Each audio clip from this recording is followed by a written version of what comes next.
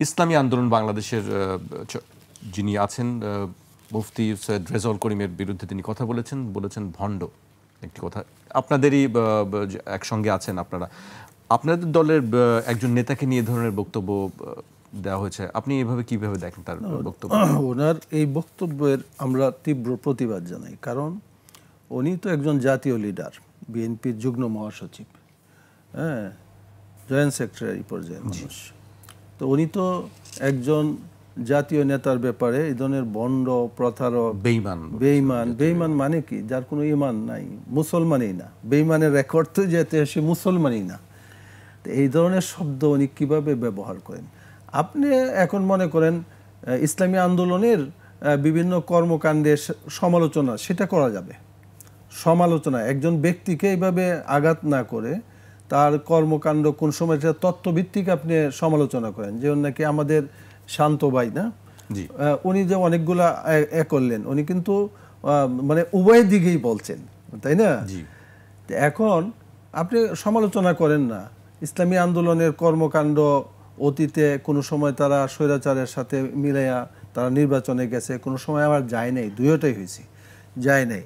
তো এখন এই অপরাধ যদি ওনাদের হয়, এই অপরাধ তো বিএনপিও করছে। বিএনপিও তো 18 নির্বাচনে বিএনপি যায় নাই, নির্বাচনে গেছে, যাওয়ার পরে 6-5টা সিট ওনারা নিয়ে সংসদে, আবার একটা খয়রাতি মহিলা সিটও ওনারা নিয়েছেন, কোনোটাই বাদ দেননি। তো এই কয়টা সিট নিয়ে উনি তো ওনারা সংসদে ছিলেন। তাহলে এইটাও যদি বলি যে নির্বাচনের মধ্যে দেখেন 18 নির্বাচনে দেখা গেছে যে দুপুরের পরেই বোঝা গেছে যে কোন জায়গায় কি অবস্থা। আমাদের অনেক প্রার্থী ছিল, বেশ ভালো ভোট পাইছিল, তো দুপুরের মধ্যে দেখা গেছে যে সবাই নির্বাচন থেকে সরে আসছে।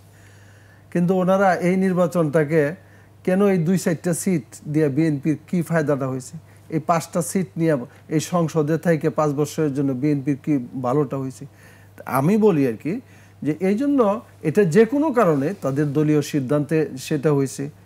এখন এই ভুল ভ্রান্তি ইসলামী আন্দোলনের যদি রাজনৈতিক ভুল হয়ে থাকে, সেই রাজনৈতিক ভুলের কারণে তাদের লিডারকে আপনি যদি বেঈমান বলেন, তাহলে আপনাদেরকে তারা ইমানদার বলবে, ফুলের তোড়া নিয়ে যাবে। এটা তো একটু দুষ্কর আমাদের বাংলাদেশে, তাই না? শহীদুদ্দিন চৌধুরী কেন, যে কেউ বলুক, এখনই আপনারা মাঠের শত্রু তৈরি করে ফেলেন। বিএনপির প্রতি তো মানুষের এখনো অনেক আস্থা ছিল, যে আস্থা আমাদের ভাই আলোচনার মধ্যে বলছেন যে যেটা আশা প্রকাশ করছেন যে এখনো সংখ্যাগরিষ্ঠতা নিয়ে বিএনপি সরকার গঠন করবে।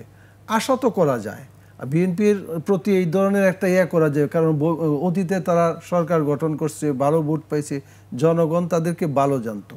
জনগণ ভালো জানতো, একমাত্র বিএনপির জায়গাটা হইল যে প্রেসিডেন্ট জিয়াউর রহমান, সেই জায়গাটাকেই জনগণ অনেক দিন লালন করতেছে। একমাত্র না, বেগম খালেদা জিয়া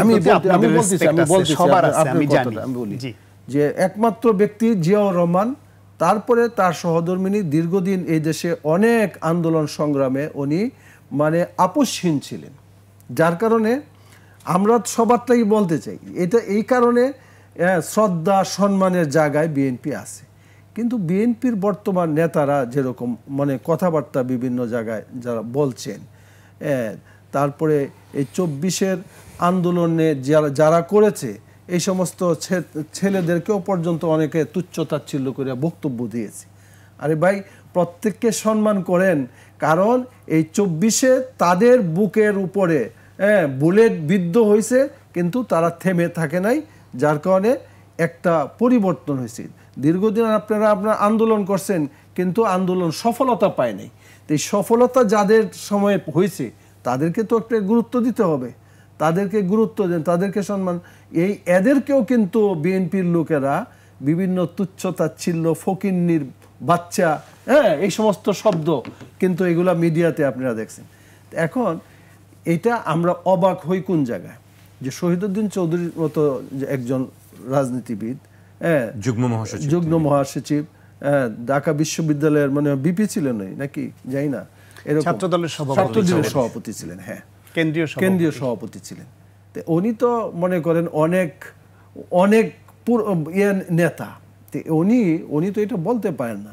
একজন রাজনৈতিক লিডারকে আপনি মোকাবেলা করেন, আপনার বক্তব্য দিয়ে মোকাবেলা করেন, কিন্তু এটা উনি করেন নাই।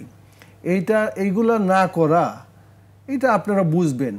জনগণ কিন্তু চরমনার পীরের বুট কম দেখ মানুষে, বুটে কিন্তু অনেক আলেম ওলামারা এই দেশে কিন্তু রাজনীতি করতে পারে না, কিন্তু তারপরেও কিছু আলেম ওলামারা কিন্তু মানুষের অন্তরে কিন্তু বসবাস করে, বুট দেন না ওদেরকে। ইসলামিক দলগুলো কি আসলে তার এই বক্তব্যের কোনো প্রতিবাদ বা নিন্দা জানিয়েছে কি?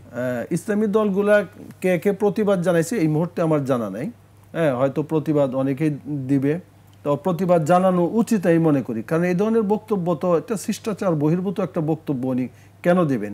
দায়িত্বশীল জায়গার থেকে দায়িত্ববান কথা তো মানুষে আশা করে।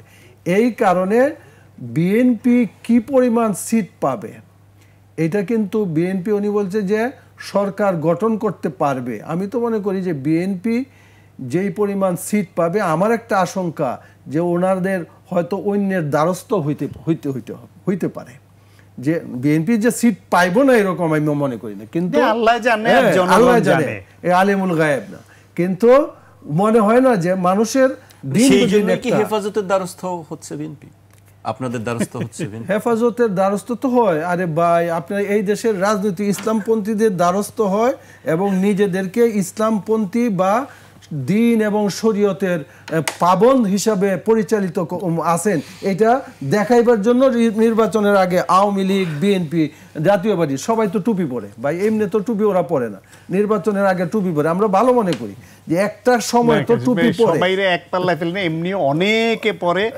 অনেক ধর্মপ্রাণ মানুষ। না না ঠিক আছে ভাই, এটা ঠিক আছে, অনেকে ধর্মপ্রাণ মানুষ আছে, পরে না, এটা আবার মিসকোড হইতে পারে আপনার নামে যে আপনি পরেন না। ভালো কথা তো, টুপি পরে তাহলে বোঝা গেল যে ওই সময় ওনারা বুঝাইতে চান যে ইসলামপন্থীদের সাথে আমাদের একটা সখ্যতা আছে, আমাদেরকে ওনারা ভালোবাসেন, আমরা ওনাদেরকে ভালোবাসি, ভালোবাসা এটা থাক। তবে এই জন্য আমি যেই কথা ছিলাম যে শহীদুদ্দিন চৌধুরীর এই কথা বলাটা অবশ্যই রাজনৈতিক শিষ্টাচার বহির্ভূত, এবং ওনার দুঃখ প্রকাশ করা উচিত আমি মনে করি।